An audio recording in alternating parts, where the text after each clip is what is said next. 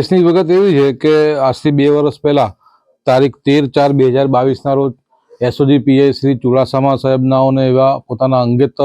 બાતમીદારથી બાતમી મળેલી કે ભગાપુરા ગામમાં મનુભાઈ વાઘેલા નામની વ્યક્તિ રહે છે, જે પોતાના ઘરમાં ગાંજાનું વેચાણ કરે છે.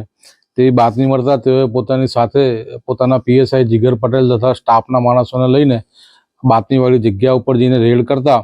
આરોપી ઘર ઉપર મળી આવેલો અને તેની પાસેથી એક મીડિયા કોથળાની અંદર 44 કિલો 500 ગ્રામ જેટલો પોસ્ટ ઓડાનો જથ્થો મળી આવેલો. તેની કાયદેસરની કાર્યવાહી કરીને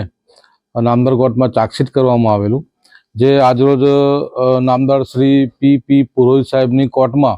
સ્પેશિયલ એનડીપીએસ કેસ નંબર 2/2022થી ચાલી જતા આજરોજ નામદાર કોર્ટે આ કામના આરોપીને